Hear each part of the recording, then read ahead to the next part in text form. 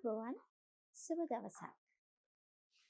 අලුත් පොතක් දැනුම් සම්භාරයක් සමග අපි අදත් එකතු වෙන්නේ මින්සර පන්හිඳ සමග. ඉතින් මම හැමදාම කියනවා වගේ මින්සර ප්‍රකාශන ආයතනයෙන් මෙහෙවන මින්සර පන්හිඳ වැඩසටහන ඔබට හැමදාම අලුත් පොතක් හඳුනලා දෙන්න, ඒ වගේම ලේඛක ලේඛිකාවන් සමීප කරන්න, ඒ වගේම දැනුම් සම්භාරයක් ඔබට පිරිනමන සූදානම් වෙලා ඉන්න වැඩසටහනක්. ඉතින් මේ සාහිත්‍ය මාසයේ විශාල පොත් ප්‍රමාණයක් ඔබ වෙනුවෙන් මේ මින්සර ආයතනය සූදානම් කරලා තියෙනවා. ඒ අතරින් හරිම විශේෂිත පොතක් ගැන තමයි අපි අද කතා කරන්නේ. අපරාධ නීතිය. මම කලින් කිව්වා වගේ දැනුම් සම්භාරයක් අපි හැම කෙනෙක්ම දැනගත යුතු, නමුත් නොදන්න කරුණු විශාල ප්‍රමාණයක් මේ පොත ඇතුලේ ඇතුළත් වෙලා තියෙනවා. ඉතින් අපි මේ පොත ගැන කතා කරන කලින් අපි හඳුනගමු මේ පොතේ කර්තෘතුමාව. ඔහු ප්‍රසිද්ධ නීතිඥයෙක්, ඒ වගේම සම්මානලාභී ලේඛකයෙක්. පොත් විශාල ප්‍රමාණයක් ලේඛනගත කරලා තියෙන, ඒ වගේම මුද්‍රණය තව විශාල ප්‍රමාණයක් තියෙන ප්‍රසිද්ධ ලේඛකයෙක්. අපි ඔහුව හඳුනගමු. ඔහු ප්‍රසිද්ධ නීතිඥ රුවන් හරිස්චන්ද්‍ර මහත්මයා. අයිබෝන් කියලා මම ආදරෙන් ගෞරවයෙන් පිළිගන්නවා ඔබතුමාව. ඉතින් නීතිඥතුමනි, මම මුලින්ම ඔබගෙන් අහන්න කැමතියි. ඔබ ගැන තමත් කෙටි හැඳින්වීමක් කරන අතර අපිට කියන්න මේ නීතිඥ වෘත්තියේ ඉඳලා කොහොමද මේ කලාවට, සාහිත්‍යයට නැඹුරුනේ කියන එක. ඔව් උනේ අනිත් පැත්තට. ඒ කියන්නේ නීතිඥ වෘත්තියේ ඉඳලා කලාවට නැඹුරු වුණා නෙමෙයි. කලා ශාස්ත්‍රයේ ඉඳලා නීතිඥ වෘත්තියට අවතීර්ණ වුණා. නව කතාවක් වගේ නීති පොතක් ලියන්න පුළුවන් කියන අභියෝගය මම මා තුළ ඇති කරගත්තා. ඒ කියන්නේ මිනිසුන්ට තේරෙන භාෂාවකින් මේක ලියන්න ඕන කියලා. අපි පාවිච්චි කරන පාරිභාෂික වචන, අපි පාවිච්චි කරන තදබල වචන මිනිසුන්ට තේරෙනවද කියලා. නීතිය නොදැන සිටීම සමාවට කාරණාවක් නොවේයි කිව්වට බොහෝ නීති පොත් තියෙන්නේ ඉංග්‍රීසියෙන්. ඉංග්‍රීසියෙන් නීති පොත් ඕන තරම් තියෙනවා. ඊළඟ එක තමයි ශ්‍රේෂ්ඨාධිකරණ තීන්දුව. සියල්ලම ඉංග්‍රීසියෙන් තියෙන්නේ. ඉතින් නීතිඥතුමනි, මම කැමති අපි මේ මින්සර ආයතනයෙන් අලුතෙන්ම ප්‍රකාශනයට පත් කරපු ඔබතුමාගේ අපරාධ නීතිය කියන පොත ගැන කතා කරන්න. ඉතින් මේ පොත ගැන කතා කරනකොට ඔබතුමා මේ පොත හරිම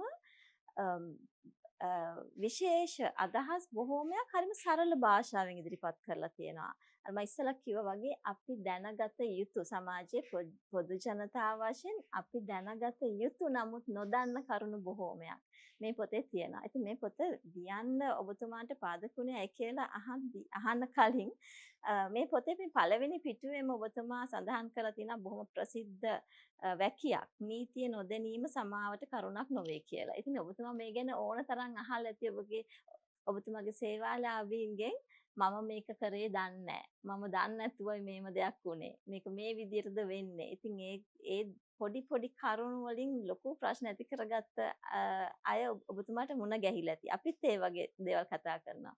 ඉතින් මේ පොත කියවනකොට ඒක තමයි මට හිතෙන්නේ මේක හැම කෙනෙක්වම කියවන්න ඕන, දැනගත යුතු කරුණු බොහොම රාශියක් ඇතුළත් වැදගත් පොතක්.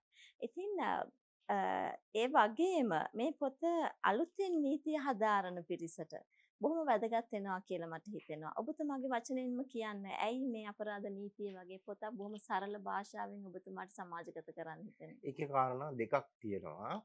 එකක් තමයි අර ඔයා කියපු නීතිය දන්නේ නැතුව ඒක සමාවට කාරණාවක් නෙවෙයි. මේ නීතිය කියන එක හරියට ගහක් වගේ. පරණ කොළ වේලිලා හැලිලා යනවා. අලුතෙන් දලු දාලා අතු රිකිලි එනවා. නීතියත් එහෙම තමයි. හැමදාම එක තැන එක විදිහට පල් වෙන්නේ නැහැ. මේක වර්ධනය වෙලා යනවා. එහෙනම් ඒ වර්ධනය වෙන එක හොයාගන්න කියවන්න වෙනවා. ඒකට කියවන්න නම් ඉංග්‍රීසි දැනගන්න ඕන. ඒකට ඉංග්‍රීසි දැනගන්න සමාජයේ බහුතර පුරවැසියන්ට හැකියාව තියෙනවා කියලා මම විශ්වාස කරන්නේ නැහැ. එහෙම දැනගෙන හිටියත් ඒක ඒ අයගේ විෂයපතේ නොවන නිසා අපි හිතමුකෝ ඉංජිනේරු මහත්තයෙක් ගමුකෝ. එයාගේ විෂයපතේ නොවන නිසා එයාට මේ ගැන යම් කිසි වැටහීමක් නැහැ. නිසා මේක කාටත් තේරෙන සරල භාෂාවකින් සමාජගත වෙන්න ඕන මේ කරුණු ටික. දැන් ඒක එකක්. හරි. ඊළඟට දැන් අනිත් එක ඔබ අහපු ප්‍රශ්නේ තමයි ඇයි මේක මේ විශ්වවිද්‍යාල වගේ ආයතන වලට අදාළ වෙන්න ලිව්වේ කියලා. දැන් ඒ ළමයින්ටත් තියෙන ප්‍රශ්නේ ඕක තමයි. මොකද්ද? ඉංග්‍රීසි පිළිබඳ ඒ විශ්වවිද්‍යාලවල ඉගෙන ගන්න විද්‍යාර්ථීන්ගේ ඉංග්‍රීසි පිළිබඳ දැනුම. ඒ කට්ටියගේ ඉංග්‍රීසි පිළිබඳ දැනුම ඒගොල්ලන්ගේ පාඨමාලාවල් වල පවත්වාගෙන යාමට අවශ්‍ය මූලික දැනුම ප්‍රමාණවත්ද නැද්ද කියන ප්‍රශ්නය තියෙනවා සමාජයේ තියෙනවා. හරි අපි සංසන්දනේ කොළඹ 7 එන කෙනෙක් සහ ත්‍රිකුණාමලයෙන් යාපනයෙන් ගම්බද පරිසරයෙන් එන කෙනෙක්ව සංසන්දනය කරන්න හරි අමාරුයි. මේ අධ්‍යාපන ක්‍රමේ විශාල විෂමතාවයක් තියෙනවා. ඒ විෂමතාවය කොහොමද අපි නැති කරන්නේ? නැති කරන්න තියෙන එක ක්‍රමයක් තමයි මට මගේ වපසරිය තුල මම උත්සාහ කරේ මගේ හැකියාව තුල මගේ වපසරිය තුල මම උත්සාහ කරේ ඒ ටික සමාජගත කරන්න මේ සරල කාටත් තේරෙන භාෂාව. ඒතර මේ පොත කියවලත් ඒ කෙනෙක්ට පුළුවන් තව කෙනෙකුට අවබෝධ ලබා දෙන්න. ඊළඟට තුන්වෙනි කාරණය තමයි දැන් පොලිසිය වගේ ආයතනවල සේවය කරන අයට වුණත් මේ කාරණා මේ පොත පරිශීලනය කරලා ඒ අයට පුළුවන් තමන්ගේ රාජකාරී කටයුතු වලදී අවශ්‍ය වෙන ප්‍රමුඛතා විභාගවලදී අවශ්‍ය උත්තරයක් ගොනු කරගන්න මේක පාවිච්චි කරන්න පුළුවන්. මේ දැනුම පාවිච්චි කරන්න පුළුවන්. කියන්නේ අපි මූලික වශයෙන් බලාපොරොත්තු වෙන්නේ දැනුම සොයායම. ඒ දැනුම සොයායම සඳහා බිම්මට්ටම හදලා දෙන එක තමයි කතුවරයෙක්ගේ වගකීම. නවකතාවක් ලිව්වා වේවා. අර ඔබ සාහිත්‍යයේදී පාවිච්චි කරන ආනන්දෙන් ප්‍රඥාවට කියන එක තමයි මම මේ ශාස්ත්‍රීය කෘතියේදී පාවිච්චි කරේ. එතන ආනන්දයක් තියෙනවා, ප්‍රඥාවක් තියෙනවා. මේකේ යම් නඩු තීරණ තියෙනවා. ඒ නඩු තීරණ හරියට කතන්දර කියනවා වගේ. සාරාංශගත කරලා තිබ්බට ඒවා නිකන් කතන්දර ශෛලියෙන් ලියලා තියෙනවා. හැබැයි කතන්දර ශෛලියෙන් තිබ්බට අර ශාස්ත්‍රීය කාරණාව ඒකේ තියෙනවා. බොහොම වටිනා අදහස් කීපයක් ඔබතුමා ඉදිරිපත් කරා. මම මෙහි වගේ ප්‍රශ්නයක් අහුවොත් අද සමාජයේ හුඟක් දෙනා අපේ මේ ලංකාවේ විශේෂයෙන් පවතින නීතිය ගැන කතා කරන්නේ ටිකක් අප්‍රසාදයෙන්. ඒක මේ නීතිය නොදන්න කමද නැත්නම් ඇත්තටම අපේ සම්පාදනය විය යුතු තැන් තියනවාද? ඔව් ගොඩාක් තියෙනවා. ගොඩාක්ම තියෙනවා නීතියේ සකස් විය යුතු තැන්. විශාල නීති ප්‍රතිසංස්කරණයක් ලංකාවට අවශ්‍යයි. ඒක මූලික දෙයක්. ඒකට ලංකාව ගොඩනගන්න කෙනෙක් කල්පනා කරනවා නම් මුලින් කරන්න ඕන එක කාරණාවක් තමයි නීති ප්‍රතිසංස්කරණයක්. දැන් එක කාරණයක් කියනකට වඩා මම දකින්න එක ප්‍රධානම කාරණයක්. ඉතාලම නිවැරදි. ප්‍රධානම කාරණාවක්. මොකද දැන් සිංගප්පූරුව වගේ රටක් ගොඩනැගුණෙම නීති ප්‍රතිසංස්කරණය. මම හොඳ සරල උදාහරණයක් කියන්නම් ලංකාව සම්බන්ධයෙන්. ලංකාවේ රජු හෝ රැජින තමයි ලංකාවේ රාජ්‍ය නායකයා කියලා දණ්ඩ නීති සංග්‍රහයේ මේ වැෑතක් වන තුරුම තිබ්බේ. ඒක සංශෝධනය වෙලා තිබ්බේ නෑ. හරි ඒක බරපතල කාරණාවක්. හරි අපි නිදහස ලැබලා අවුරුදු කීයක් ගිහිල්ලාද දැන්? එතකොට ලංකාවේ රජු හෝ රැජින කවුද කියන එක වෙනස් කරගන්න තරම්වත් ප්‍රතිපත්ති සම්පාදකයන් උනන්දු වෙලා නැහැ. එහෙනම් අපි මේවා වෙනස් කරගන්න ඕන ටිකින් ටික හරි. එහෙනම් ඒ නීති ප්‍රතිසංස්කරණය ගේන තෙක් මේ රට ඔබතුමාට හැකි අයුරින් ඒ උත්සාහය දරනවා මේ වගේ සමාජගත කරන්න. ඔව් මම මේ සංකල්පයන් සමාජගත කරන්න උත්සාහ කරනවා. නමුත් අර නීතිමය අංශේ නැත්තම් ප්‍රතිපත්ති සම්පාදකයන්ගේ අංශයෙන් විය යුතු යුතුයකමකුත් තිබෙනවා. නීතිය කියන එක මොන තරම් වැදගත්ද කියලා අපිට හිතන්න පුළුවන්. විනය කියන එක විනය හැමදේම මේ නීතියත් එක්ක බැඳිලා තියෙනවා. දැන් අපි උදාහරණයකට ගත්තොතින් හෙල්මට් එකක් දාන්න නැතුව බයිසිකල් එක යන්නේ නැත්තේ තමන්ගේ ඔළුව ආරක්ෂා කරගන්න නෙමෙයි නීතියට බයයි. එතකොට ඩෙන්ගු හැදෙනවට බය නෙමෙයි තමන්ගේ මිදුල ගොඩක් වෙලාවට සුද්ධ කරන්නේ චෙක් කරන්න ආවතින් දඩ ගහයි කියන මහජන නීතියට. සෞඛ්‍ය පරීක්ෂණයට මහජන බයයි. සෞඛ්‍යතුමාට බයයි නීතියට බයයි. ඉතින් ඒ වගේ පරිසරයක් තමයි අපේ ලංකාවේ හැදිලා ඔව් තියෙන්නේ. ඒකට නීතිය කියන එක ඒක අධ්‍යාපනයේ මේ වරදක් අඩුපාඩුවක් හැටියටයි මම දකින්නේ. මොකද අපි තුල ඇති කරන්න ඕන අපි ළමා පරපුර තුල සහකම්පනය. සහකම්පනය ඇති කරන්න පුළුවන් සාහිත්‍යයට. එතකොට ඔබතුමා බොහොම ලස්සනට මේ දෙකම සංකලනය කරලා තියෙනවා මේ පොත් ඇතුලේ. මම උත්සාහ කරනවා මම මගේ වපසරිය තුල මට කරන්න පුළුවන් දේවල් තුල ඒ සහකම්පනය කියන දේ ඇති කරන්න. හරි. එතකොට ඒ සහකම්පනය ඇති කිරීම තුලින් තමයි සමාජයක් ගොඩ නැගෙන්නේ. මම ඔබට ගැහුවොත් ඔබට වේදනාවටපත් වෙනවා. ඒ වගේම තමයි යම් කිසි කෙනෙක් මට ගැහුවොත් මොකද්ද වෙන්නේ කියලා මට හිතන්න බැරි නම්. හරි. මම මේ පොදු දේපොළ හොරකම් කරන එක හොඳද නරකද කියන එක මට හිතන්න බැරි නම් අපි කොතනද ඉන්නේ කියන ප්‍රශ්නේ තමයි නගන්නේ.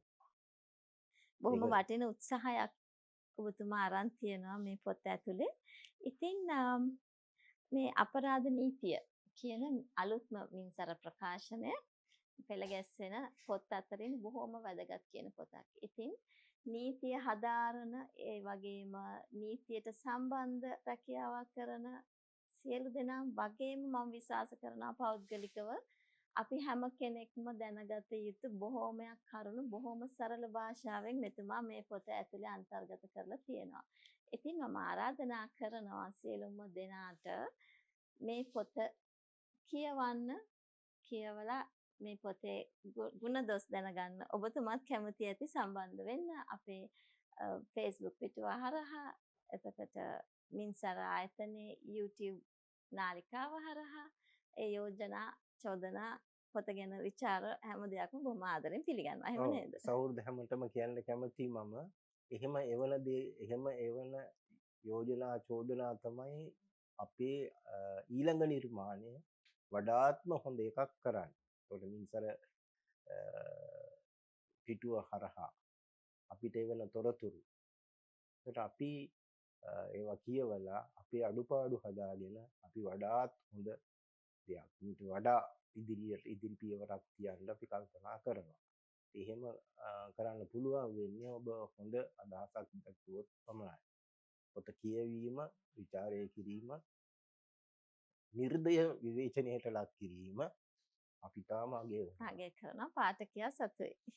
ඒක ඔබ සතුයි. ඔබ තමයි ජූරිය. ඉතින් හරිම වටින කතා බහක් අපිට නීතිය ගැන මේ පොතේ ඇතුළත් කරුණු කාරණා ගැන මීට වඩා කතා කරන්න බොහොමයක් දේවල් තිබුණාට කාල වේලාව අවහිර වෙනවා. ඉතින් අපි ඊට දෙමු පාඨකයන්ට මේක කියවල මේකේ තියෙන වැදගත් කරුණු ගැන දැනුවත් වෙන්න. ඉතින් ඔබතුමාට බොහොමත්ම ස්තුතියි ඔබතුමාගේ කාලය වැය කරලා අපිත් එක්ක සම්බන්ධ වුණාට මේ පොත ගැන කතා කරන්න. ඔබතුමාගේ ඉදිරි වැඩ කටයුතුවට මම දැක්ක තව මුද්‍රණයේ පොත් රාශියක් තියෙනවා. ඉතින් මේ ඉදිරි වැඩ කටයුතු වලටත් තව මේ වගේ වටින කියන පොත් ජනතාවට තිරණ කරන්න ශක්තිය ධෛර්ය ප්‍රාර්ථනා කරන අතර අපි සමුගන්නවා. අයිබෝවන්. ඉතින් හරිම වටින කියන කතා බහක අවසානයේ මේ අපරාධ නීතිය කියන පොත මම නැවතත් ආරාධනා කරනවා අරගෙන කියවන්න මේ දැනුම් සම්භාරය බොහොම වටිනවා. ඉතින් අපි තවත් අලුත් දවසක අලුත් වැඩසටහනකින් අලුත් පොතක් සමග සම්බන්ධ වෙමු. ඉතින් අයිබෝවන්.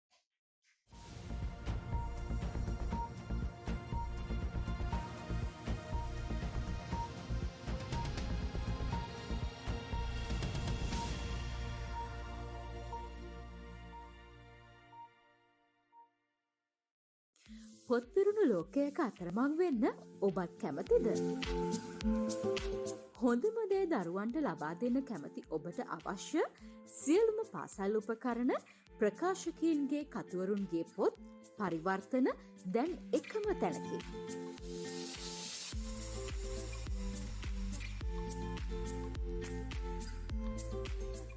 නිදහසේ අධ්‍යාපන කටයුතුවල නියැලෙන්න වගේම පොත්වලට ආදරය කරන ඔබ වෙනුවෙන් පොත් කියවීම සහ පොත් හුවමාරු ක්‍රමයක් දැන් මින්සර වෙතින්.